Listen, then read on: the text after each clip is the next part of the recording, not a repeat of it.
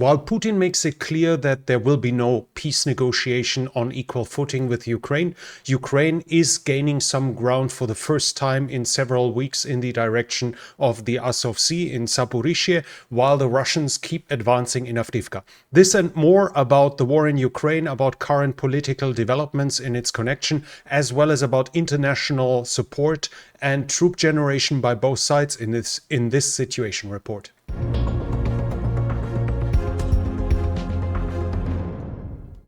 We'll start off with the overall situations. Ukrainians once more have done successful attacks on oil refineries in Krasnodar Krai, which is down here. This is this oblast here. The refineries of Ilsky and Afipsky have been hit. Kommersant, the Russian publication, is saying that the Russian oil production has shrunk by 4%. Now, 4% is obviously not much, but at the same time, this is done with small drones from Ukraine, and Ukraine is far from being done, so we'll have to see how it's going to develop in the future.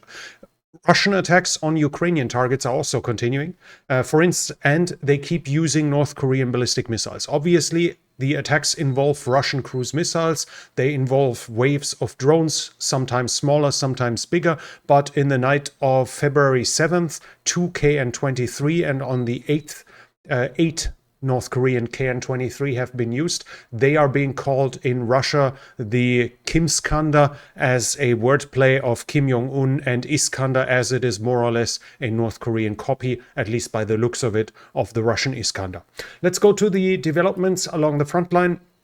We have a Russian success close to Dibrova, here in the area of the Serebryansk forest. We have a geolocalization about this here that is right down here. You see in the south of it, right at the end of the town. Here along this area, the Russians managed to advance somewhat through these tree lines here. That's the only change in territory we have north of the Seversky Donetsk, so we don't even I'm going to skip mispronouncing all the Ukrainian towns where there has been fighting in the last few days. Further south of the Seversky Donetsk, we have a Ukrainian success northwest of Bilohorivka. Here, the Ukrainians managed to push the Russians back right northeast of the town. Roughly in this area here, they are now. If they have been, I correct myself, they have been spotted here. Here are fresh positions. So we see where the Russians shelled Ukrainians with a TOS multiple launch rocket system, showing that Ukrainian positions have been up here. So while the Ukrainians push the Russians obviously somewhat to the northeast, the Russians themselves have had some success. There are fresh Russian positions here and in this area as well. We have as once more geolocalizations in this regard, and you see this is one and this up here is another one. So this is here and this is roughly here. This whole area should now be considered to be in Russian hands. The Russians also have had some success further south, close to Bakhmut, between Homove and Bodanivka. Here the Russians have advanced, so this is Bakhmut. Here is Bodanivka and here is Homove. The Russians have advanced in this area here along that road in the forested area south of it. This whole area has fallen into Russian hands over the last few days. Also, the Russians advanced further south along the railroad line here close to Klishivka, but their positions are still not over the railroad dam in this area here. They just built additional and took additional positions further south that we now have a geolocalization about. At Avdiivka, the fighting is obviously also continuing, and so are the Russian advances. The Russians managed to expand their foothold directly north of Stepove into the tree lines here, meaning that they increase the pressure on Stepove from the north, and at the same time we have geolocalizations of Ukrainian attacks on Russian positions right in Stepove itself, and it's geolocalized at the southeast tip of the town, so here. We know that this should mean that roughly that area, at the very least, is now under Russian control as well, at least according to the geolocalization.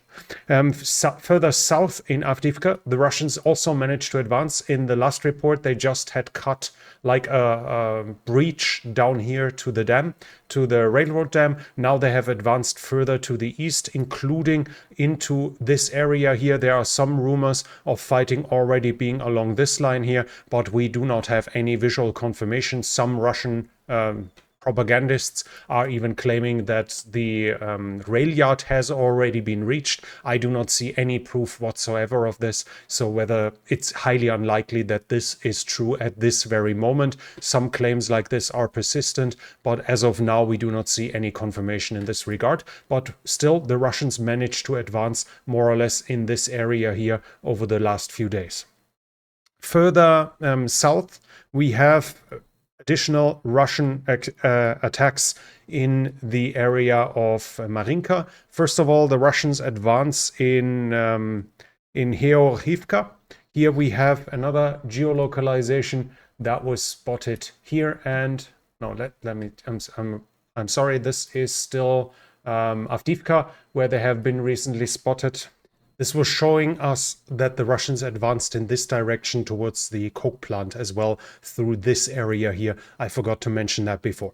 But I wanted to talk about Hoplophile. Here we have a Ukrainian attack on a Russian position in this area, and this is quite a leap forward. You can see the two lakes here, the two waters, and these are the two. So this position is almost at the end of it. It's basically here. We now know that the Russians have advanced to that point here, advancing another 500 to 600 meters from the last known Russian positions. They keep advancing in this direction.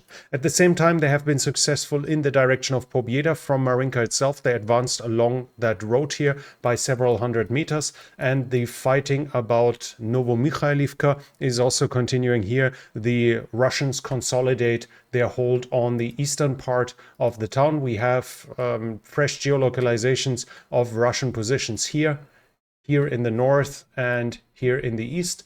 Basically, this is here at the beginning, you see it. So this is here, up here, and here in the east. Especially the northern one is interesting, as you can see the Russians having been seen in this point here, which is here.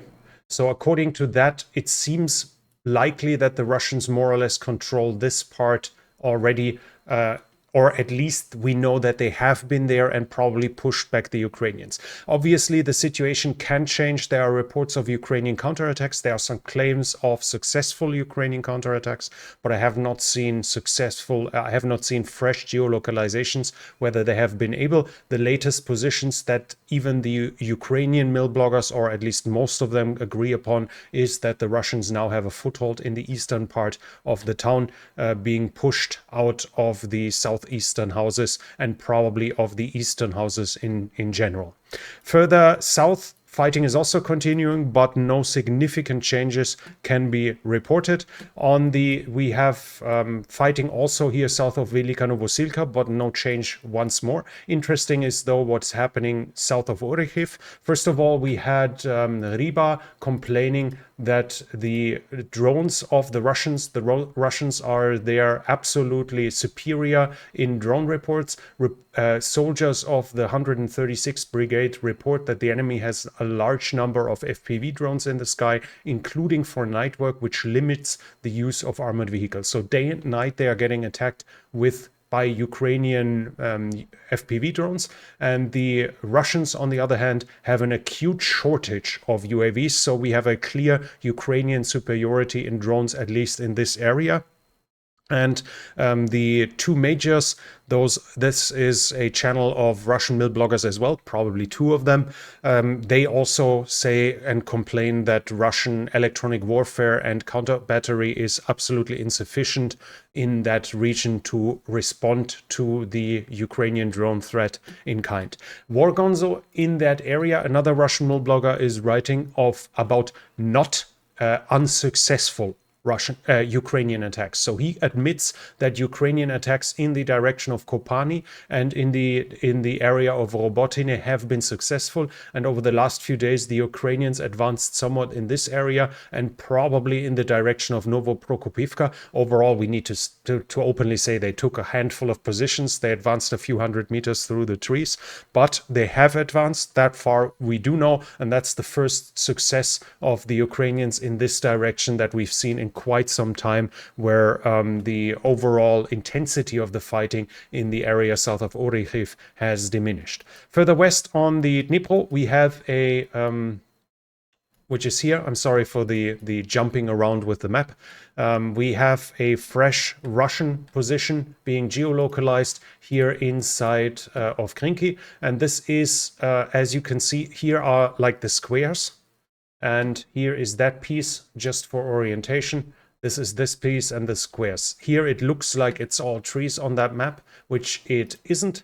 And you can see that that the Russians have been more or less been spotted here. We can also see the roads. The Russians have been seen in this area here, even further in that direction here.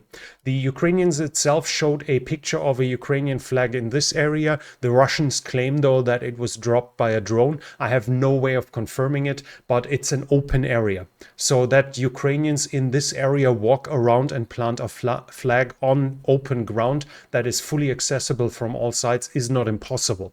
It's just actually not too likely. The flag was somewhere in this area here. So the Russian mill bloggers, the Russian commentators might be right about that it was planted by a drone. Supposedly there's some video showing it as well. I have not seen that video though.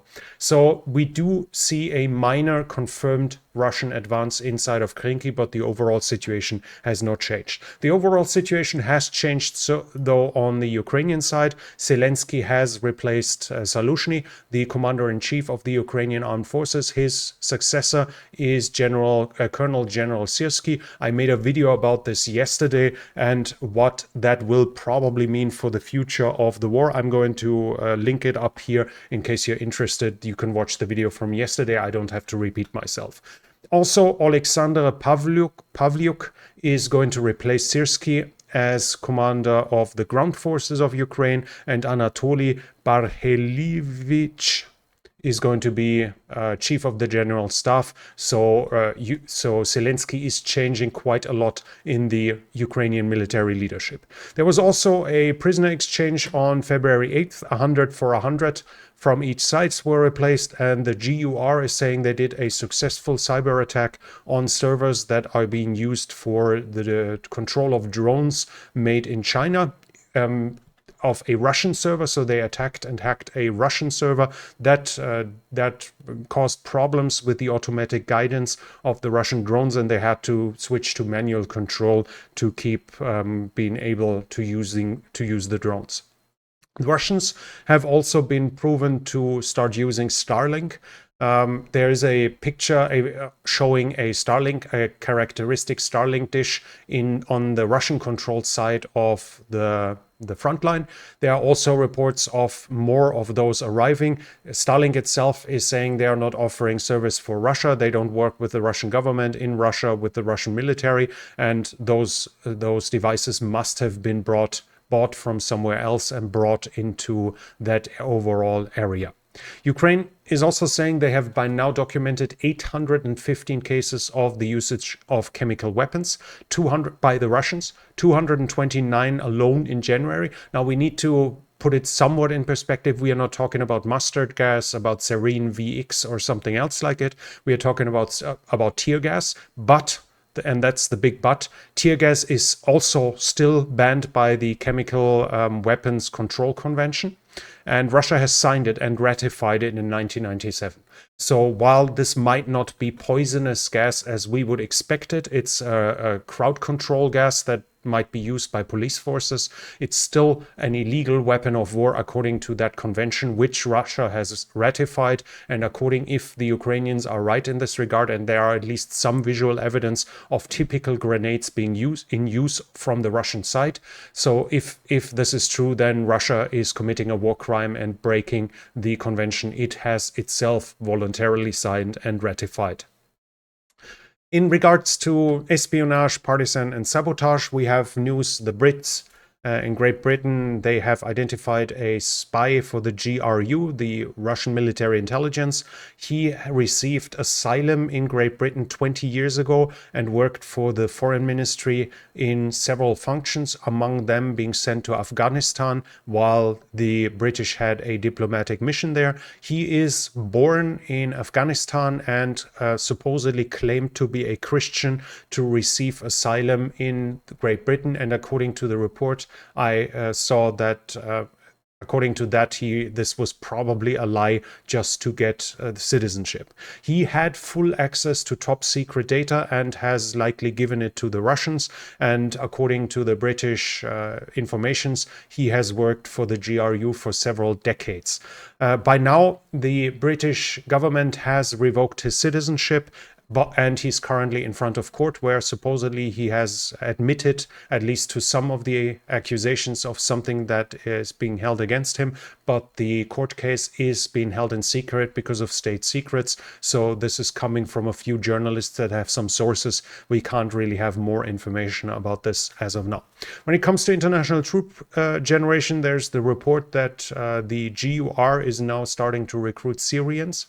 They are being the GUR, I'm sorry, that was completely wrong. The GUR, the Ukrainian military intelligence, is reporting that the Russians have started to recruit Syrians. They are being recruited as guards for oil installations in Syria. Then they are being trained in Syria. Then they are being brought to Russia. In Russia, they are being offered better paid jobs, which then most likely they take. After that, according to the GUR, they are being given a Russian passport, and the moment they accept it, they are being called up and called into the military to then be immediately mobilized and being sent to the front line. According to the GUR, a bigger number of Syrians is currently in training and is going to be deployed into the front line fairly soon. The Russian Ministry of Defense has prepared a new law according to which the upper age limits for contract Niki, for contract soldiers in Russia, will be set at new dates. 70 for officers and 65 for every other personnel. So those will be the new age groups after which you automatically leave the military, even if you're called up. So far, the age group has been significantly lower, 51, for instance, for regular soldiers. Now, even for them, it's going to be raised to 65. Until then, they can be used along the front lines. And the Russians are reporting that they are converting they have developed a system to basically use every armored vehicle as a unmanned ground vehicle. They claim that it's working with armored personnel carriers and infantry fighting vehicle or even main battle tanks to turn them into remotely controlled robotic vehicles. But even according to their own claim, this is still in testing, so not quite yet ready for the front lines.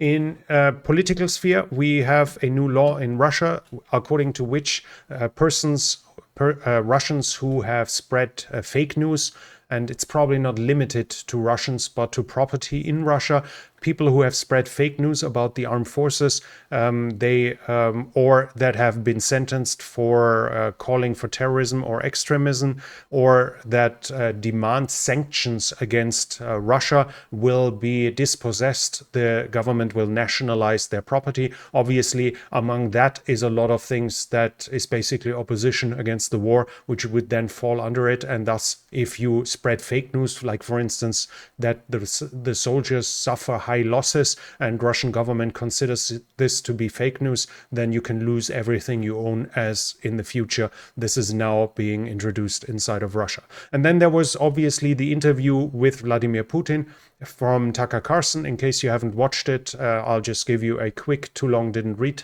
version of it. Basically, Putin made clear there's not going to be negotiations with Ukraine, as Ukraine is a puppet of the US. Negotiations with the US can happen as soon as the US stops its weaponries, and then, as he said, after a few weeks it'll all be over. So basically, as soon as the Americans stop, Ukraine will be defeated, and then can be the negotiations after Ukraine has been defeated. So basically, the details of the capitulation is the only thing Putin is willing to negotiate. This also, he said in the interview that negotiations with Ukraine don't make much sense as it's a puppet.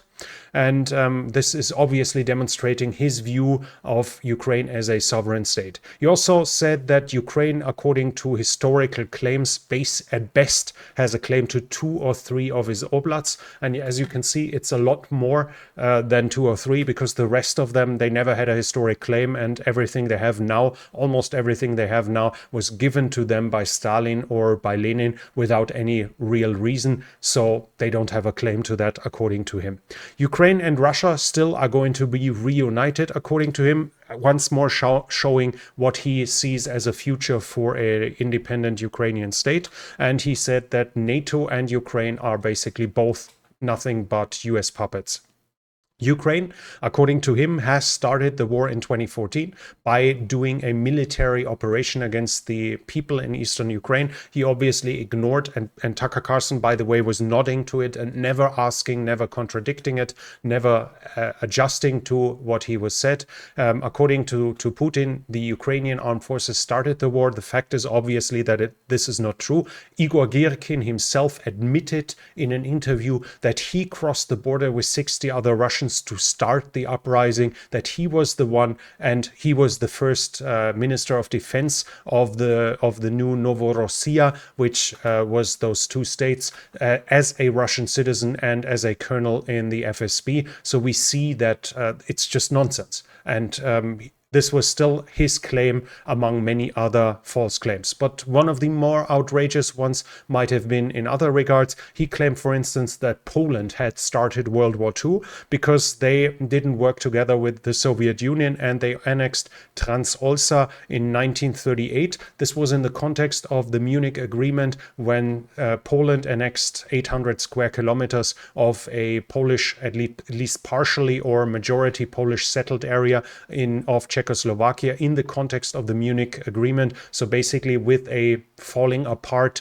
Czech Republic, they made sure that a majority Polish settled area would be in their hands. That is one of the reasons where they chose to work with Hitler rather than the Soviet Union, according to Putin. And then he actually said that Poland forced Hitler to attack them because they weren't willing to make compromises about the Polish corridor, basically the area between Ostpreußen here, Eastern Prussia, and the region, the area that was still in German possession, but in between was the Polish corridor where there was no land connection. Hitler asked for negotiations, wanted it back, offering various concessions, but the Poles disagreed, and that forced him to attack Poland, and he actually gave Poland the fault for World War II. He then mentioned the Hitler-Stalin Pact, which he calls Molotov-Ribbentrop Pact, which is a legitimate other name, but he only mentions it that in that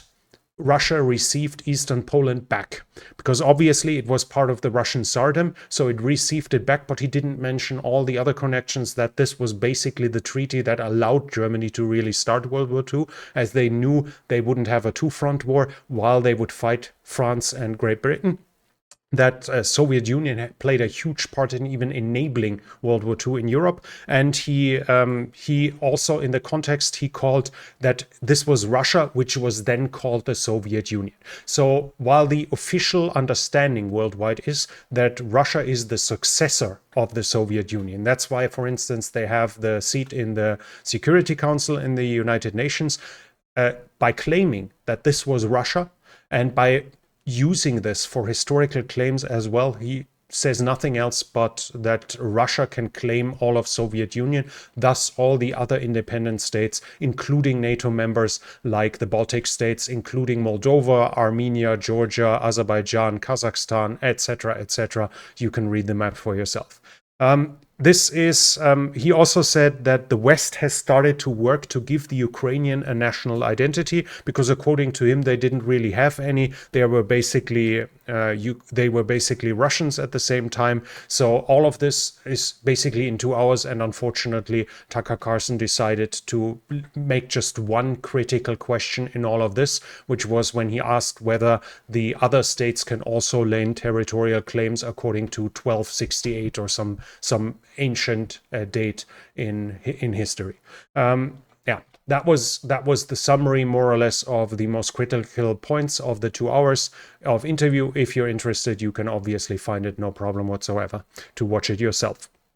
And from the political sphere, we have more information. The only candidate for presidency in Russia who was critical of the war, Boris Nadezhdin, was denied to participate in the Russian presidential election by the election commission. He had handed over more than 200,000 signatures, while only 100,000 were necessary. But the electoral commission says more than 10% were fraudulent, and the law says you need to hand over 100,000 and no more than 10% are fraudulent. So according to this, too many of those didn't work, so he's disqualified. The only candidates that are left are 4, and 3 of them are being considered to be more or less in parties that support Putin. And obviously Putin is the 4th, and neither of the other 3 candidates has a realistic chance.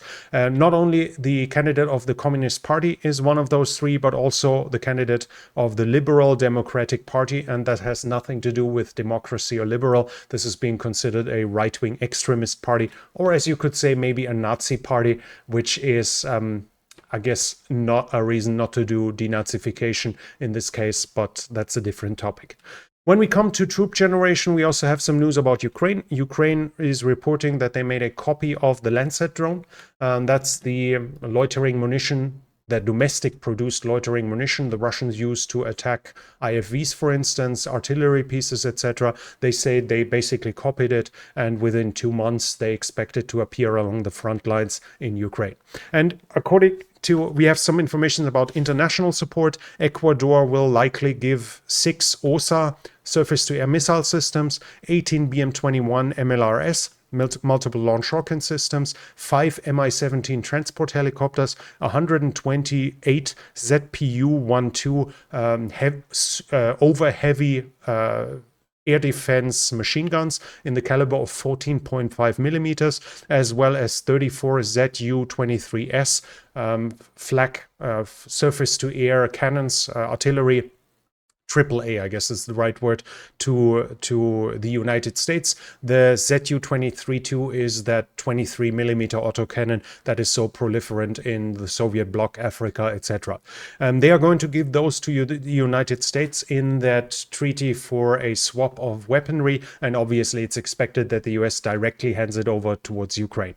Finland is also promising another military aid package of 190 million, and Norway has ordered another NASAM system that is meant to be delivered to Ukraine. And some bad news on top, Australia is replacing its 45 NH-90 transport helicopters. They are replacing them with Black Hawks from the United States, but they have declined a Ukrainian request to give them the transport helicopters. They are currently being disassembled and are meant to be destroyed. The reason for them not giving it to Ukraine, I don't really understand, so maybe you can enlighten us and write it in the comment section. And then we have 2 more pictures just here we have, or moving pictures if we want it this way. Here we have an example of this improvisation in the context of the war. Now, this is clearly a surface-to-air missile system. It's using the British ASRAAM short-range air-to-air missile in a ground-to-air usage, but the British have developed that system from scratch to aid Ukraine with its air defense, as they had those missiles and nothing really to use them for, and they have developed it for Ukraine and given it to them. And finally, some good news, I guess, for the majority of the viewers. Here we have now a picture of a Ukrainian F-16 with the roundel with the symbol, and this picture supposedly was taken in Denmark, so they are not combat ready yet. They are not in Ukraine yet. It's Ukrainians still training on them, but we already see them in colors, and obviously the joke then is that this can't be true because it doesn't have the Contact 1 ERA, the explosive reactive armor that the Ukrainians love to put on everything. I guess as a joke we can, where is it? We can put pictures like this here. those are the memes that are going around, that the Ukrainians love those contact one that much that they will even put them on planes, which obviously makes no sense. But why not? Why not finish with a lighter note for today? As said, this was it from me for now. If you like this, please give it a thumbs up. It really helps with the algorithm. If you're new here, I would like to invite you to subscribe to the channel and hit the bell icon and leave a comment what you think about for instance, the Tucker Carlson interview or the other developments. That can be really interesting at the same time. This channel is only possible because of the support of viewers like you. If you like to support the channel, you can do so by the means in the description. Thank you very much to everyone already supporting this channel. And that's it from me for now. Thank you for watching, and I'll be back.